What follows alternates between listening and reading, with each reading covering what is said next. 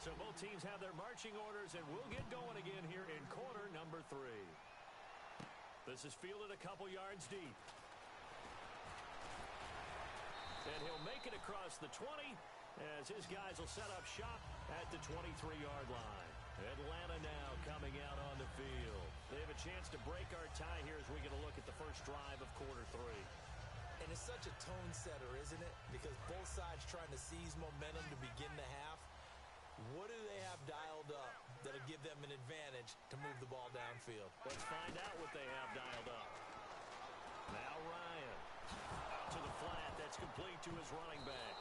And they will set up shop with outstanding field position in the red zone at the 17-yard line. Now we take a glance at the offense as they work their way back out for their first possession of the second half. They've got great field position, obviously, to start this drive. Tie game, do you maybe go a little riskier here with that great field position? I think some guys look at it and say, let's go. Be aggressive. Be bold. Let's get it downfield right now. And he's not able to get away. Sacked back at the 22. Grady Jarrett in there to get him for a loss of 5.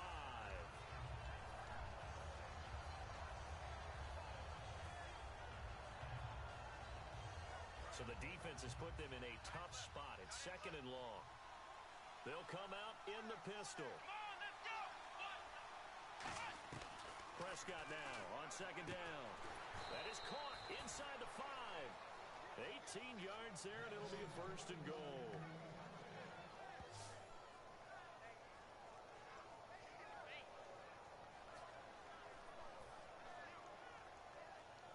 So they're operating in the red zone. Again, we'll see the pistol here. From the 4-yard line, it's first and goal now. Here's Elliott. And the D not yielding much there. He's only going to get a yard to about the 2.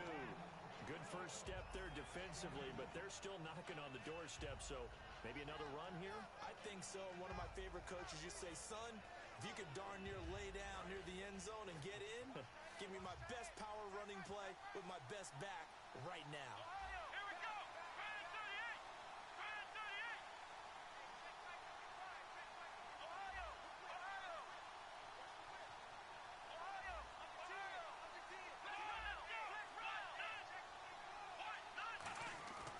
Second down throw for Prescott. And he rifles one incomplete.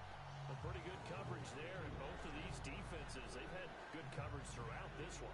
No doubt about it. And in today's NFL, where we're used to a bit more scoring, this feels almost like a well-pitched game in baseball on both sides where the tension continues to build. Who's going to make the big play? From the 2-yard line yet again. Let's see what they can do on third and goal. Prescott on third and 2. And that is incomplete. He was looking for Terrence Williams that time. And it's 4th down. But sometimes you just have to take things into your own hands, don't you? I mean, the offense is really struggling in this game. They're the ones keeping things going. They have to continue to play at that level. Oh, that's offline. He hooked it. It's no good. And we will remain tied here in this third quarter. Well, close game, second half. You obviously hate to leave 3 out on the field. Especially in a game like this when you know points are hard to come by. That was one of their best opportunities so far, and they come away with nothing. On first down, Ryan. He's going to find his running back. It's complete. And he'll go down just shy of the 25 at the 24-yard line. And at his size, he's a smaller back. You can get him the football. He can kind of get lost, make someone miss. It's good for him. Yeah, it's great for him. I like what you said there. Sometimes he gets lost in the traffic a little bit, but get him out in the open field into some space. That plays to his strengths the best and keeps him out of it where all the big boys are, you know, make him make someone miss in the open field. They'll run it now out of the gun. And he'll get it up to the 33-yard line. They get 9 out of that one, and as a result, the drive continues. That was a good, nice, crisp run for a first down. I wonder if the defense might have been loosened up a little bit, maybe anticipating a pass instead of the run that they got.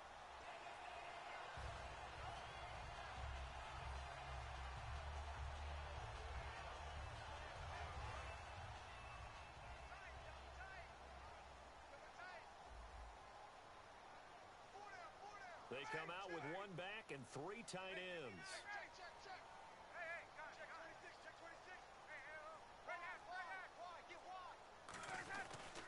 The former Indiana Hoosier here, Tevin Coleman.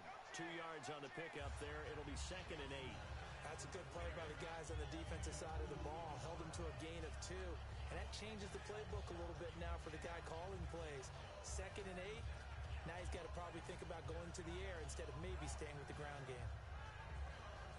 So the offense looking at a 2nd and 8. They come out 5 wide, 3 of them to the right side.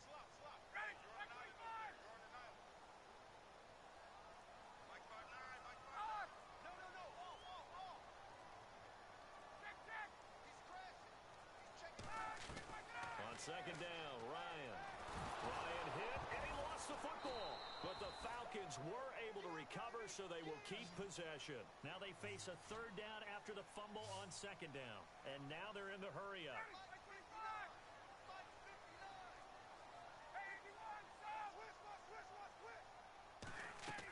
On 3rd down, Ryan. And they can't get the long connection as it falls incomplete. The Pro Bowl wideout Julio Jones is intended receiver. And it's 4th down. I know exactly why he tried to throw the ball to Julio Jones there. He's never considered covered. He's either too fast or too strong. You always try and get it to him. Especially on those deep passes.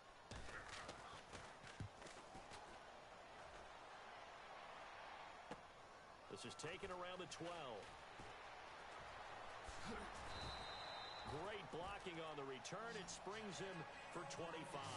And the Cowboys will take over the football with a 1st and 10. And now Dallas gets set to take the field. And they have to feel like they missed on an opportunity for points last time when they couldn't connect on that short field goal try. And no doubt about it, because they were counting on those points. In today's NFL, let's face it, that's really a chip shot, right? That's anything inside 40. Yeah, they're counting on that going through the post. But we've seen it happen to teams before. Some of the best kickers in the world can miss kicks like that. Can they come back now and redeem themselves? It's a pickup of 21. And the Cowboys are going to get a 1st down. It's a game of matchups, and that's why you take your receivers and move them around a bunch, especially your best guys. And when they work out of the slot, you often hear the coaches talk about how great it is because it gives you a 2-way go. You can break out or you can break in. That makes it hard to defend. They'll fight forward for a couple down inside the 40. Tough day, tough sledding right there, and it's been that way the entire game. Not a whole lot of room to ramble for him. Yeah, you're right. It's been that way all afternoon. Didn't get a whole lot better there. Back now in Atlanta. 7-7 is our score. Pretty even matchup so far as we start quarter number 4.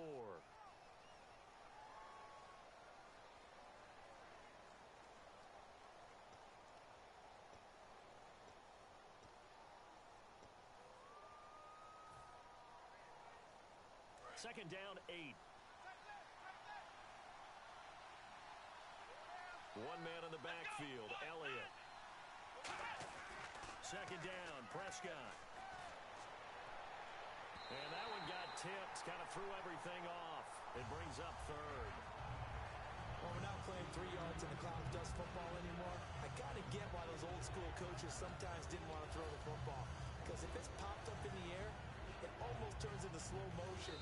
And now a timeout defensively by the Falcons. It's just their first. They'll be down to 2 remaining as we step aside here in the 4th quarter.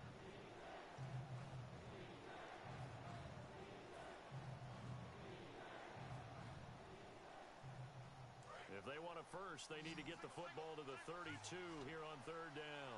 Another pistol look here. On 3rd down, it's Prescott. Now they set up the screen. That's complete. Good contain. No gain on the screen, and it'll bring up 4th down.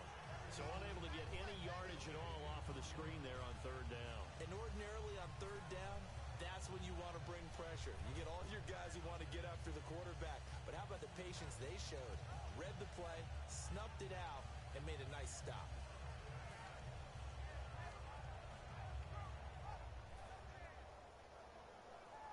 Tie game, 4th quarter, and they're going for this thing on 4th down. They come up in an empty set. 4 wide receivers, 1 tight end. Prescott to throw on 4th. And that is incomplete. Jason Garrett might be wanting to reconsider the decision to go for it there. And the Falcons defense stands tall. They'll get the football back. Atlanta now coming out on the field. And a tight game after punting last time. See if they can get something going on this drive. As they head to the field now, with the game this close, you got to feel there's a sense of urgency for them going on offense right now. But they have to do it without letting panic creep in and affect their play. Now Ryan, and this is caught. I think he got that with one hand. A good pickup there, 8 yards on the first down completion.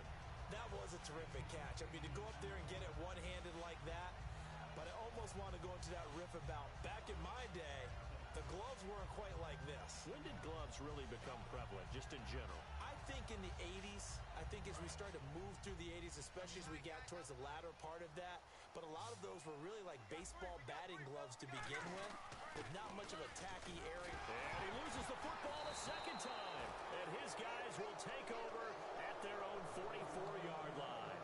And now Dallas gets set to take the field. And this offense last time turned it over, went for it on 4th, didn't get it. They're lucky, though, because no points against the team on the board, but we'll see how they respond. Yeah, they've got to get a lot of credit to their defensive teammates, don't they? They had their backs on that last series, and because they did so, that allows the coach to still stay aggressive on offense and maybe go for it again in a similar situation. I was going to say maybe makes that offense feel good, but when you know you've got a defense making stands like that. Yeah, that'll loosen up things a little bit, won't it? Maybe you'll play a little bit better the next time you have the ball. Brandon, that play ended so fast, it's almost as if the quarterback handed it to the runner, and the tackler was there right away for a loss of yardage. Prescott. And on the left side, he's got Witten. The reception good for 7. It's 3rd down. When you execute a drag or a crossing route really well and give them a chance to let it develop a little bit, you can gain some significant yardage hitting your tight end on that one. And this is going to be intercepted.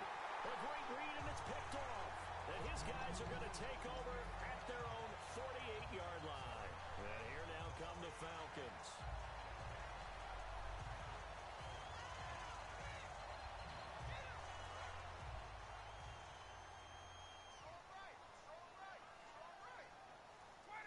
They come out here in the eye.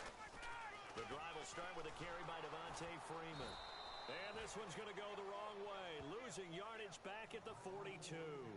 He lost 6 there on the first down play. You have to give big-time credit to the cornerback on that play. Most of them like to just sit back and say, I'm playing pass. But he diagnosed that play so fast and got into the backfield for a loss of yardage. That's a monster play by a corner.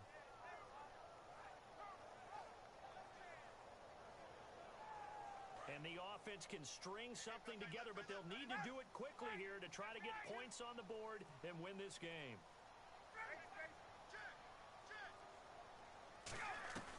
On second down, here's Ryan.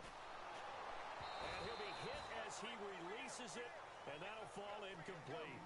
They got pressure there and only rushing 3. And there's a defensive coordinator right now who is celebrating not just getting home with 3 there, but realizing if that's the type of pressure he can get in the entire game, then his pass defense is going to be excellent. You're dropping 8. Where are you going to go with the football? Even score late in the 4th. Let's see if the defense can play within themselves, not give up the big play and contain, and keep this knotted up. 3rd and long. It's Ryan. Trying to lay one up deep. Got a man. It's caught inside the 10. Touchdown, Falcons.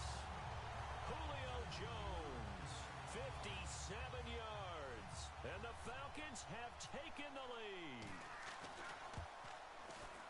And he's got it. It's now a 14-7 ball game.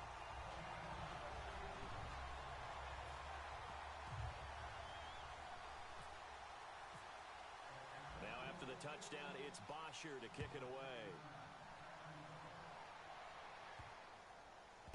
This will be fielded on the back line of the end zone. And now Dallas gets set to take the field. And following the interception, just any interception, are you a little bit more cautious when you start that next drive, or no, you just throw that out the window? I think you are. I don't think that there's any way you can run back out there and go, totally didn't affect me. Let's just go ahead and be loose with the football again. You're going to take care of it, but you have to be careful about being too cautious because now you can't run any offense at all. Still want to attack. We'll see how they attack them here. Time for a break. We're back to see what happens after this.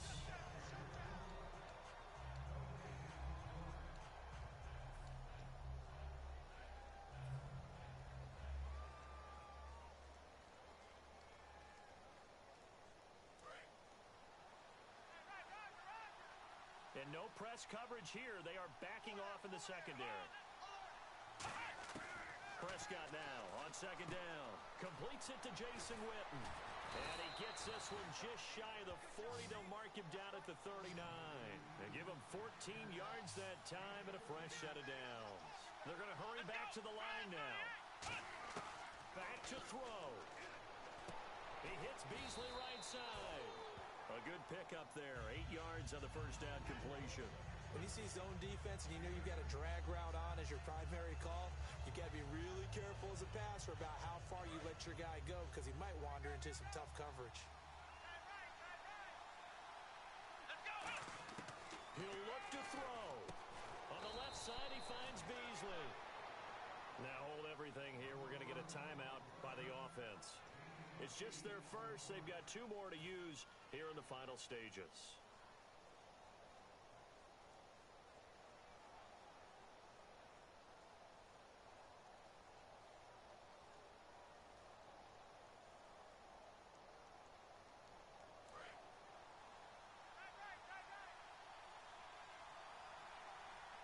And the Falcons going to use another timeout.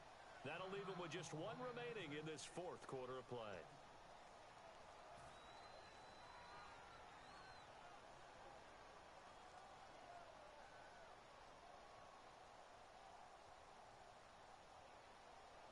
First down and 10 now for the offensive group. And they're going to go soft on the corners. Here we go. Back to throw. He's going to flip that out to the flat. It's complete. And he'll be taken down at the 44-yard line. Just a 1-yard pickup on the play, and it'll make it second down. And quickly, they get to the line. He's back to throw. And on the left side, he's got Witten. And he'll get it down on the play to the 37. Now whistles come in. We're going to get a timeout here by the offense. That'll leave him with just 1 remaining in this 4th quarter of play. Third down now following the completed pass. Here we go. Looks like the defense in press coverage here. They'll look to throw. And that's caught by Beasley.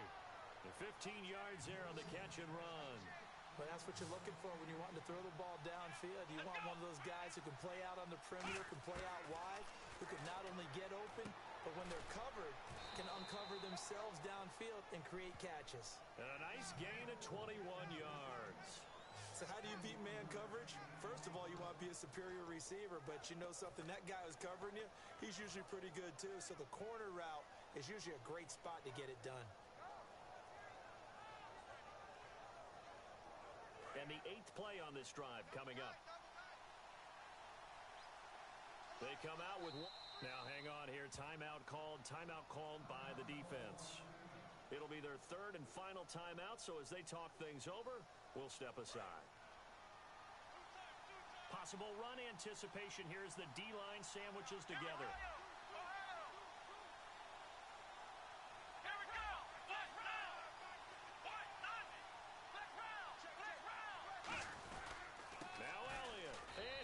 Across and in for the score. And now they can tie the game in the final stages with an extra point. Or they can go for 2 and go for the win. And while it appears the heavy lifting was accomplished by scoring the touchdown, they're still down 1. That extra point is not a gimme. And now they're going to go for 2 and a possible win as this crowd rises to make things difficult. Here we go. They'll look to throw, and they do not get it. It's incomplete. They went for the win, and the big gamble does not pay off.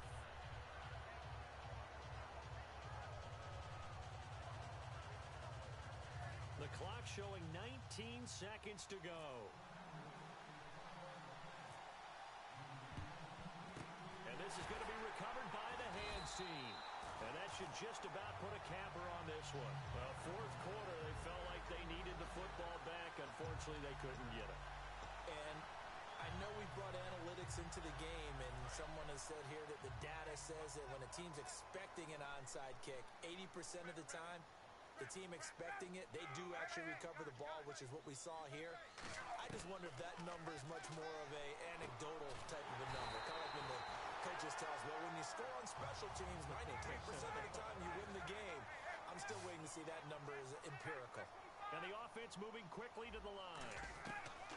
Ryan wants to throw it.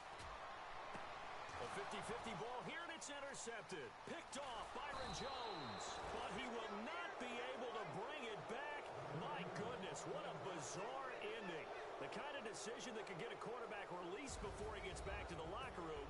But fortunately